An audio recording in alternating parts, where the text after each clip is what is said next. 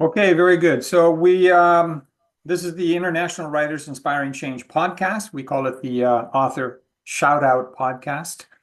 My name is Riel LaPlane. I'm an author. I'm also one of the founding members of IWIC, and also I do a lot of the book reviews. And I have read your book, by the way. I know, and one of the first things I wanted to do was to thank you very much for a very kind review that you did some while ago, and I must tell you, I'm still waiting for those people to come along from the MGM or whoever to make that movie you were talking about. Exactly, because I think your book is very film worthy. Oh, So, it is. okay, so for the Mm. viewers and ultimately for people that will see this podcast later, we're talking to David Huntley, author of tell us the full title of the book again, B-17 Tomahawk It's Warrior. the B-17 Tomahawk Warrior, a World War II a World War II final of honor. Right. Anyhow, excellent book, and we're going to talk about that. And now you're near Dallas, but not in Dallas, right?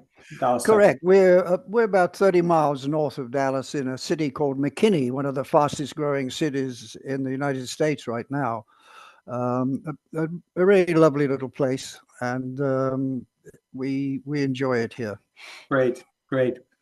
All right. Well, give us some background on you, David, who you are, where you came from, and Mm. yeah, just so we understand who we are, who Yeah, you are. sure. I try to be as succinct as possible because it's a long history of I'm 88 years old.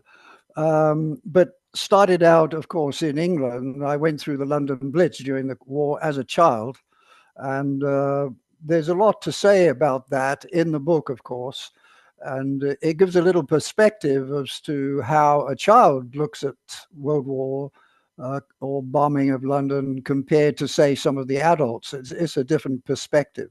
Right. But from there, I went into school, of course, engineering.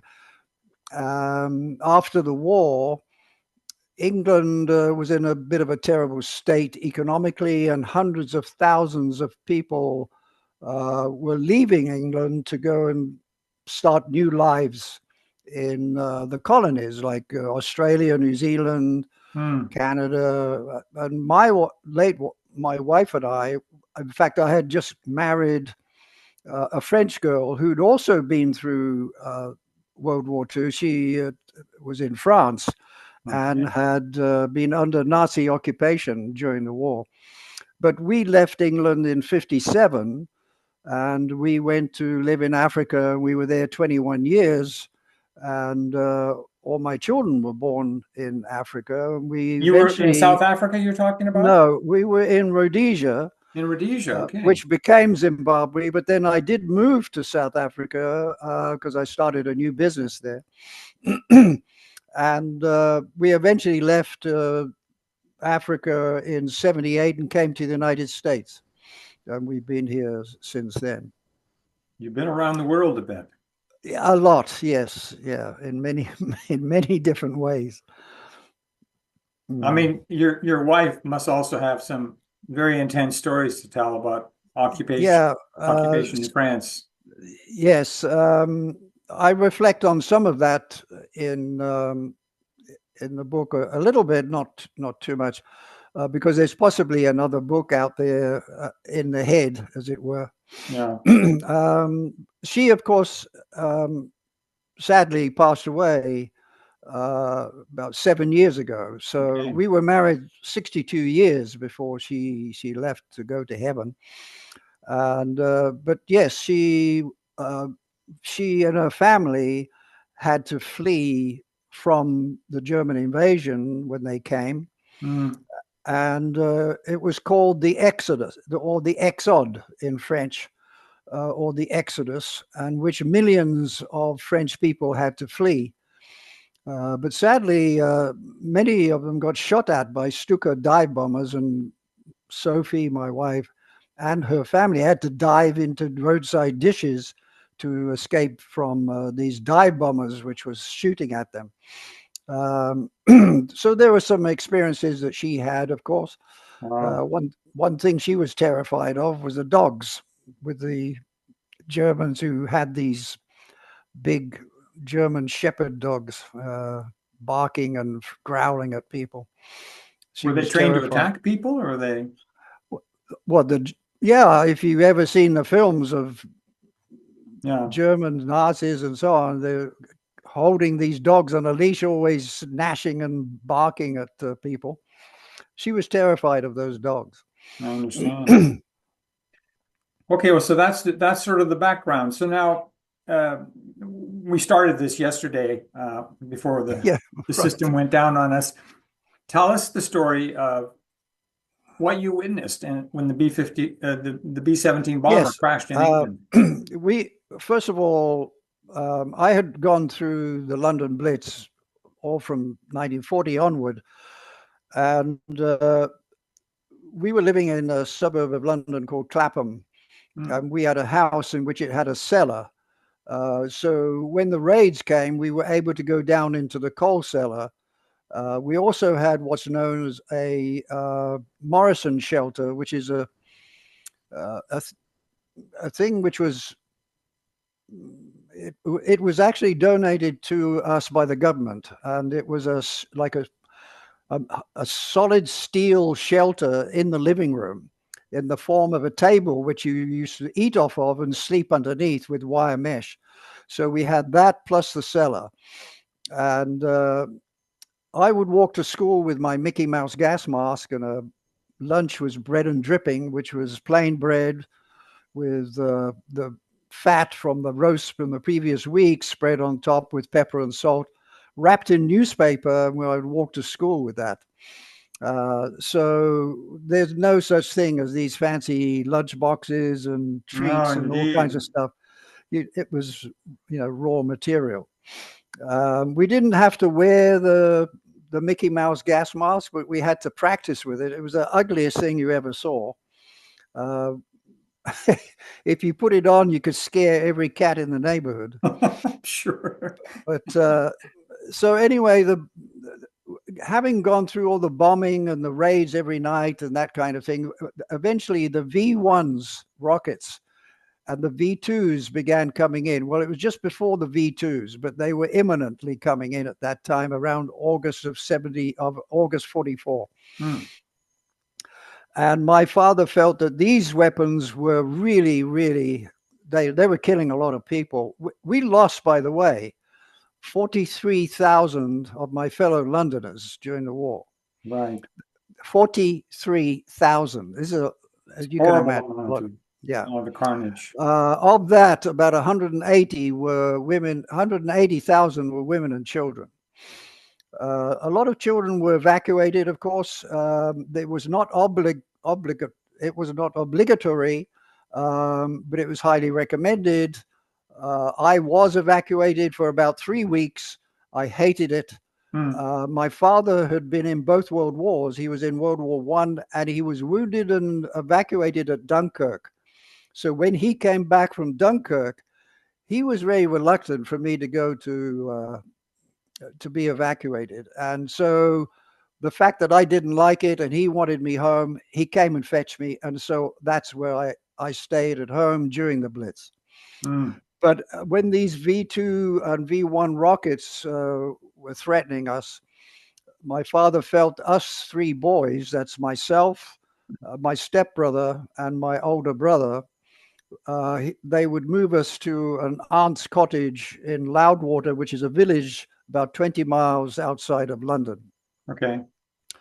Uh, so we were there from July of 44 until around Christmas time when we moved to a bigger town.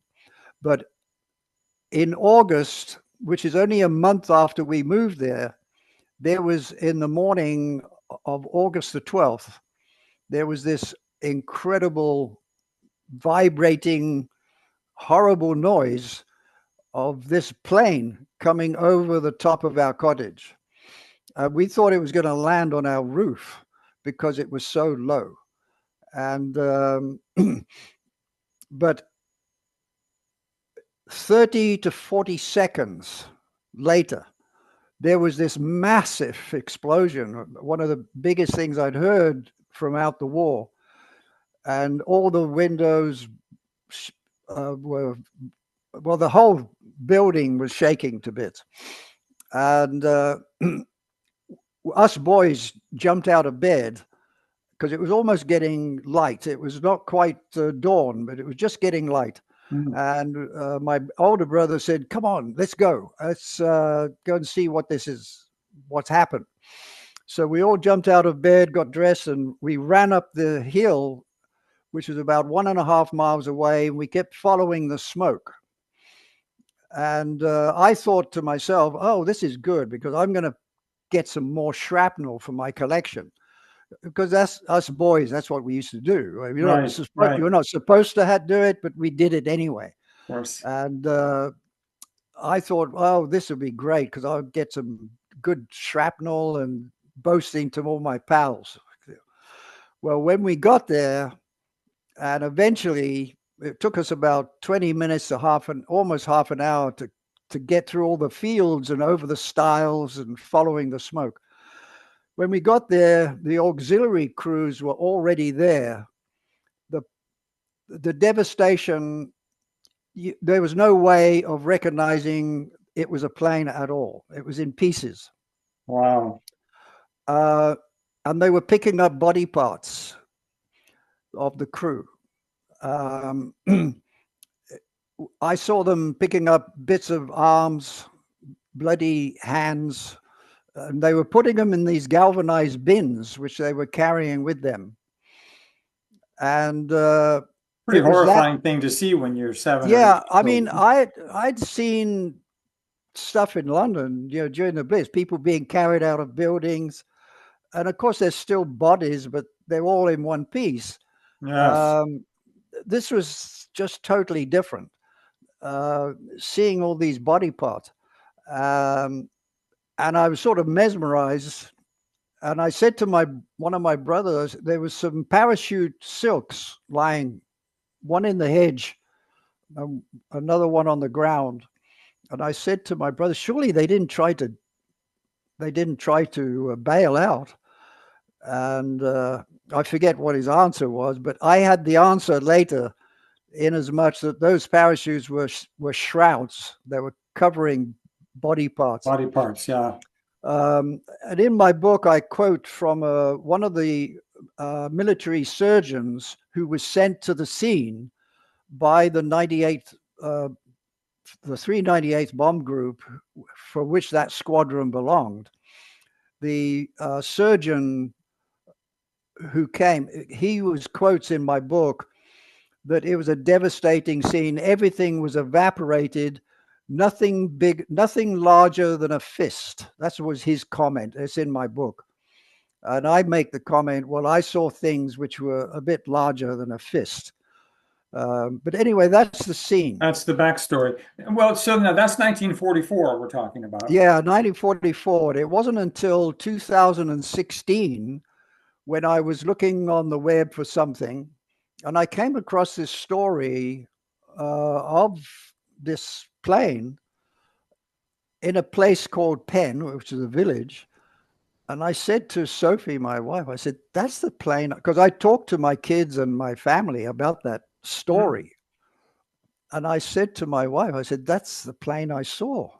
So from that point, I found something on the 398th Bomb Group website, and I related the story that I had seen this, and I put it on my own website. And from there, the granddaughter of the pilot contacted me and said, yes. And I said, is your mother still alive? And she said, yes. And from that point, I began investigating the story. Connecting the dots. Yeah, but the key to really getting into it was when somebody also had seen my story on the web and had contacted me and said he had the diary of the navigator of that plane. I said, the diary? He said, yeah. So from there, then the whole thing just grew. That's And I amazing. began tracing the families of the crew. So I this is only like managed 70 years later, over 70 years later. 75 years. Yeah. When Yeah. you think about the coincidence that Oh, that's just mind-blowing. many, many coincidences. I think I told you yesterday about one of the big coincidences was the pilot's birthday, the 18th of March. That 18th of March kept springing up throughout the investigation. My twin sons were born on the 18th of March. Okay, so that's a coincidence. That's just a coincidence. So like the universe was But telling you you needed to write this book. yeah, that's what one of the deacons of a church told me, because there were so many. But that date of 18th of March, and my son, one of them, who always wanted to be a pilot from when he was 7 years old. Interesting. He's now a captain on Delta Airlines. But the interesting thing about it is the first plane that he ever flew in training to be a pilot was the Piper Tomahawk. The Piper Tomahawk. I mean, You couldn't actually write this. no, you Write couldn't. this. No, I mean would be. It would be. That's fiction. Yeah, that's almost But fiction, but this is but reality. that's how it was. That's an And there was. amazing story. I have a few questions about the book too. I mean, as I said, I read it and I was just fascinated with the story because I felt as I was reading it, especially the scenes in the cockpit, the way you described the fighting scenes. Mm, I mean, I felt their panic. I felt oh yeah. I felt what they were feeling, and you captured that so well in the book. Did you get that from the diaries or from some biographies or? No, I'm very intuitive. Okay. So, in fact, if you read chapter 10, part 2, chapter 10, Hmm. if you remember, one of the crew did not fly on that particular flight, and he disappeared after the war, and he became what was known as the Snyder Mystery. Right. His name was Frank Snyder, and no one could find him. Another amateur historian said they found him, and I put that in the book, and then I discovered that it wasn't him. And then I began my own investigation and found him. Where was he, by the way? That he was in California. He was back in California. Ah, However, he obviously didn't want to be found. But when I found his story, if you there are many chapters which are very emotional for me to write, because here I am calling one of the relatives, for example, trying to make contact. They think, oh, this person who's calling, is that a scam or something? hmm. And eventually you talk about the Tomahawk Warrior, and you get all these tears coming, because now they've got someone who was there when their loved one had Right. met their tragic end. They didn't know anything about this thing. And here I am giving them details that they have never heard before. Gives them closure too. And the navigator's family, for example, who were nephews and nieces, they had no idea he'd written a diary. Amazing. So getting back to Snyder, that was probably the most emotional aspect of the book for me to write, was about this guy, Yeah. because he died tragically later. And when you read the story, you think, was this self-evident that this was going to happen to him? It's bizarre, absolutely bizarre. No, and I just remembered I had the feeling that I had when I was reading the book. It was, because for me as an author as well, I feel it's So you have to write in such a way that it engages the reader. Like they have to feel Yeah. like they can identify with the people. Mhm. I completely identified with all the characters and you know, in that Yes. plane and how they felt and what they were going through. I mean, Yeah. shrapnel exploding around them and Yes. airbursts and Yeah. terrifying stuff, but like real. Yeah. That's why in the book, I you'll notice that I gave a lot of detail about how they were trained. Yes, There's a lot of training aspects, and for some people, of course, reading this book, it might be a little boring in places.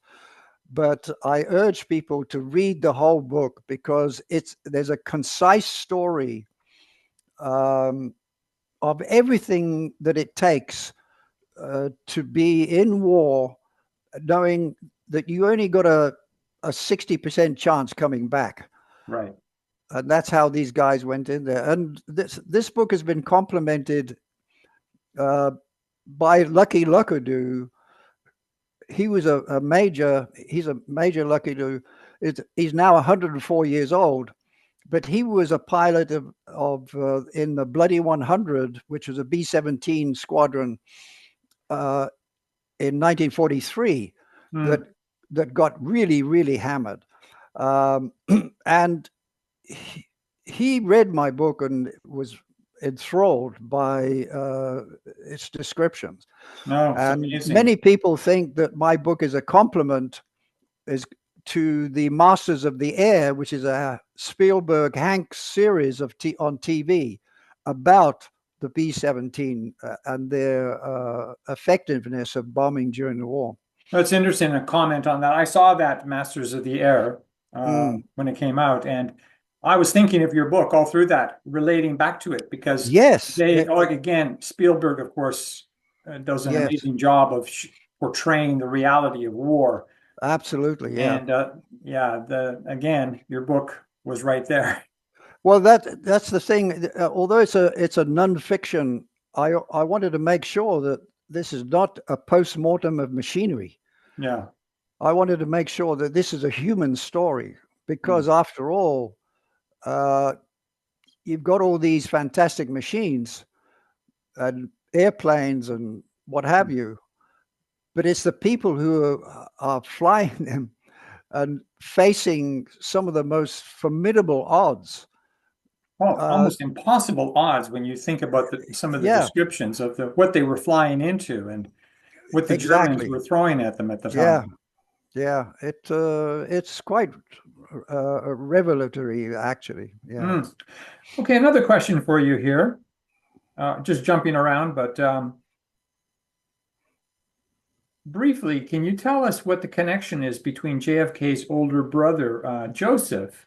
Yes. You said Yes. we had a connection with the Tomahawk Warriors. Yeah. That was a surprise. Um, the pilot of the Tomahawk Warrior was Lieutenant Searle. He had several other friends, which became known. They were known as the Five Musketeers because they belonged to a paramilitary group growing up in their teens Mm. called the Musketeers or something in Wisconsin. And one of those guys was a guy called Kavala. It's difficult to pronounce, but his name is uh, Chuck Kavala or Jack Kavala. And it turns out that Kavala,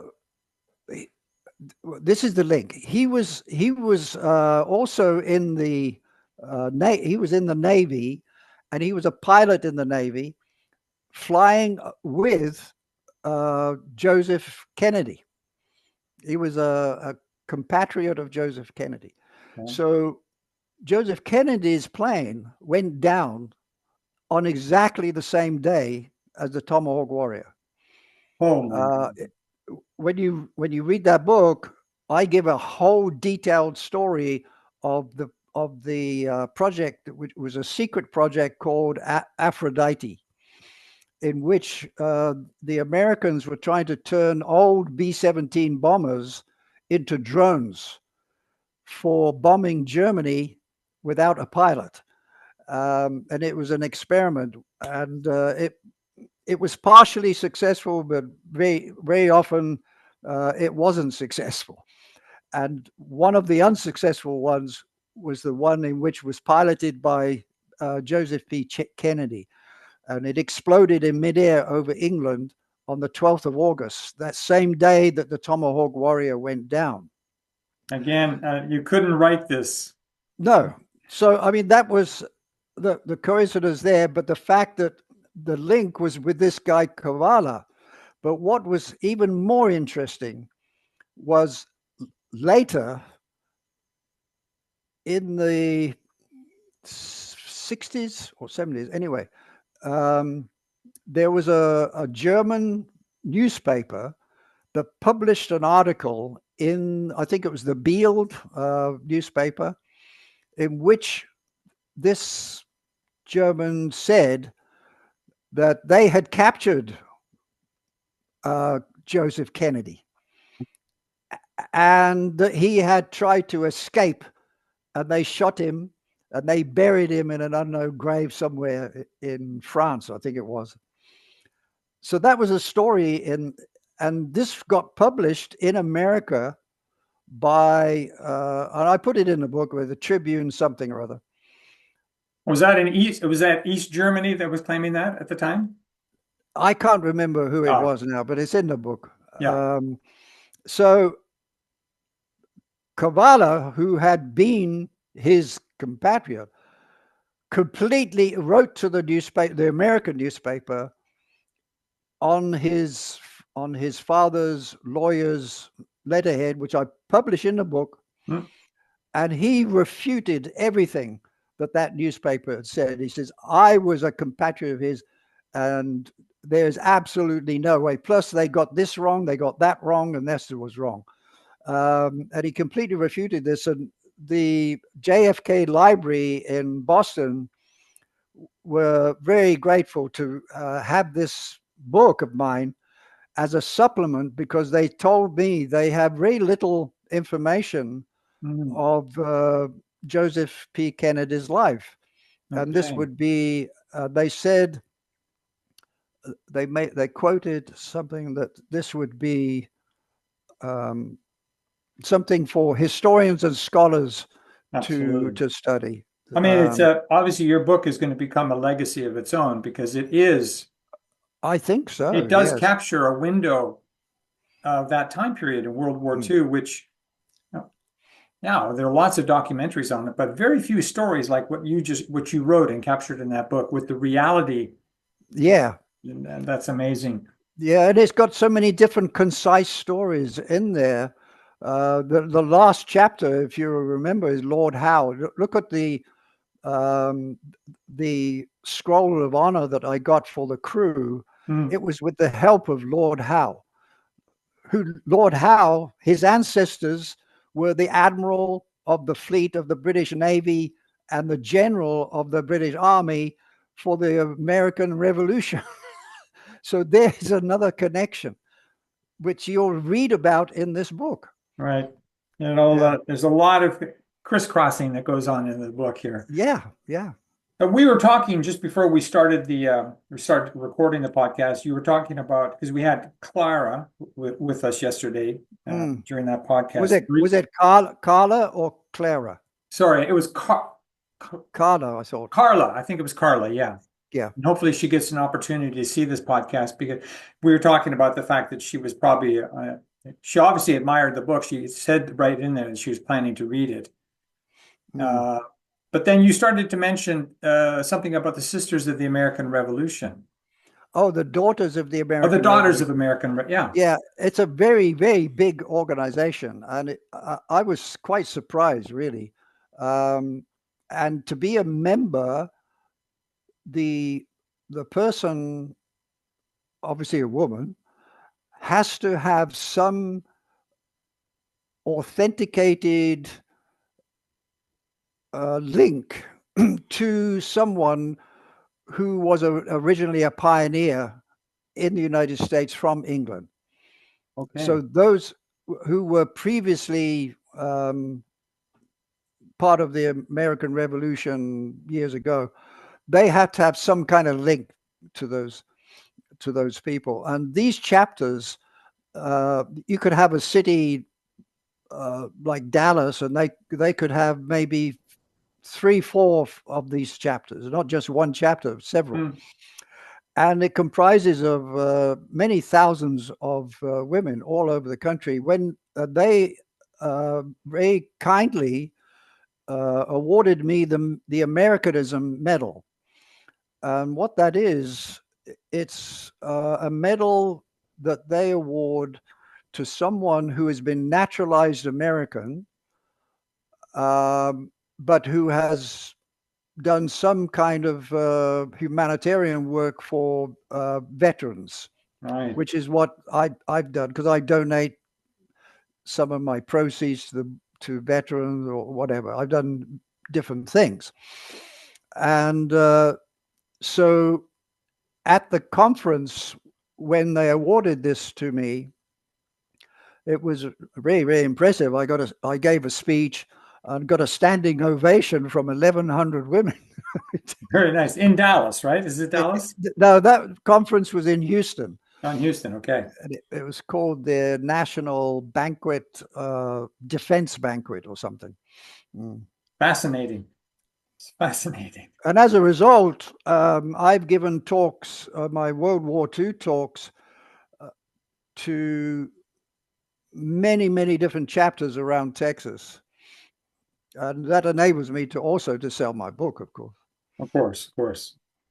Well, that clarifies that, because we had started that conversation. Well, we sort of covered how you connected the dots on the book. 2 more questions in the podcast for you. The first one is, well, how do you touched on this a little bit, but how do you see the impact of this book, culturally speaking? I mean, we're in a very interesting time in the world right now with, you know, an invasion in Ukraine by Russia. You have war sort of like in the offing, you know, and Yeah. it's Israel, Palestine, this and that. How do you see this book impacting the culture?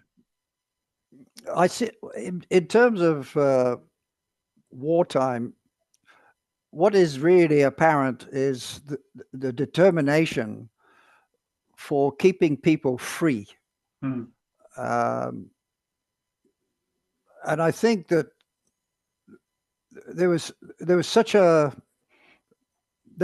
patriotism in those days. I am not sure that you got that same kind of enthusiasm. Yeah, yeah, both passion and a sort of yeah, mentality. passion, Yeah, or even the discipline. right. Discipline. Do you feel that? I mean, given today, you've lived through World War II on up to now. Do you think that, culturally speaking, people are aware enough of the past? Like, are they aware of the lessons that we learned from that time period? Absolutely not. Okay, so your book Absolutely serves not. as a vital purpose in actually keeping that alive. Yeah, I like to think that those of us who have, what I said in my speech, by the way, I said that you can read about war, you can see videos about war, and you can study it for all of your worth. But unless you've lived it, you're just a spectator. You just cannot know you can't it. envision the You just concept. can't. That's all of it. You just can't. Yeah. However, for those of us who have lived it, it's very important to ensure that you tell the stories, because over time, as I said in my first book, which I don't know if you've read my first book, I said that the history is like a documentary. If you keep running a documentary through, it sometimes gets scratched and you can't see everything, and eventually it becomes a blur, and eventually it becomes a myth. And when history becomes a myth, it can be rewritten. You're doomed, because you're going to repeat yourself again. Yeah, or it can be rewritten by those who want. Or rewritten, yeah, exactly. And it's rewritten in a manner which relates to the current form of society that you have today. Exactly. It's not written in the manner in which it was written originally. No, I mean, I can identify with exactly what you're saying. I mean, I didn't live through World War II, but I'm a baby boomer, so I grew up in that Cold War era. It was very real to us, the threat. Yeah. But today that threat it's not existential to a lot of people. It's not, particularly the millennials on up. It's a generation. If you talk to somebody about the London Blitz, they haven't a clue what they you're don't have a talking clue. No, of course. And that the sad thing about it is they don't really have a clue about what happened during World War II, because schools are not teaching it the way it used to be taught. Yeah. And that's no, I mean, just from a geographical standpoint, people don't even know where countries are, let alone know the politics or the history of those countries. Yeah. No, this is they can't even point them out on a map. No, this is a failure in the education system. Oh, well, I have one more question for you, David. Although I'm really enjoying this podcast with you, I have to keep it within a certain time frame. As an author, if you were going to give a message to other authors, particularly authors, people who are trying to come up the ranks, novices, what would you say to them? Well, first of all, I would say I'm really a novice myself, because I was an engineer and an entrepreneur and a company owner, never a writer. But if and when you are going to write, the critical thing about writing is accuracy. You'll notice from my writing, well, it took me 7 years of intense research, 2 continents of travel and hundreds of interviews. The most important thing is getting that detail right.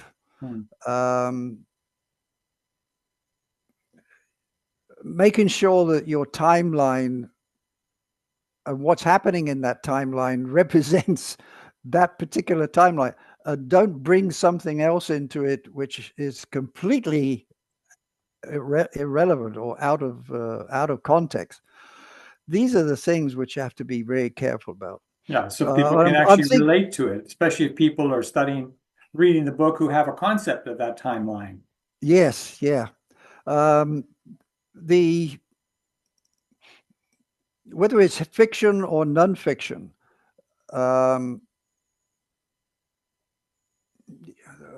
you've just got to write it with such a human way that they've got to feel you. I mean, when you write a story, they've got to live it as you're living it, and that's not always easy. No, it's not always easy. You just write words, and if they can't get into the book and identify with it, then they won't experience the emotion of it. That's the key. I think that's one of the strongest points I remember about your book, is that I felt emotionally impacted reading it, and I'm sure that's what I was hoping when I was writing it, because I didn't want it to be just, as I said before, I didn't want it to be just a post-mortem of machinery. You get these stories. Oh, we found this piece of metal in the field, and that belonged to so and so. I wonder where it fitted on the plane. They're talking about inanimate objects. Right. War is about people. That's exactly right. And that's what I try to impart throughout this book. And you definitely accomplished that, sir.